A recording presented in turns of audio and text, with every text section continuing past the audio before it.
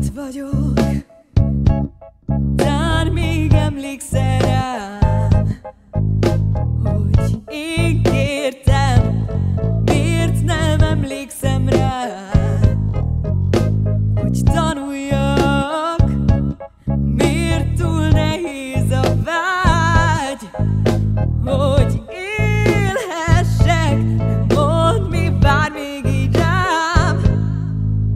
Én nem értem, én nem kértem, nem tudtam, nem hívtam, nem vágtam, nem szálltam, nem rólam, nem szóltam, nem kerestem, nem kutattam, nem találtam, nem akartam, nem vállaltam, csak megkaptam.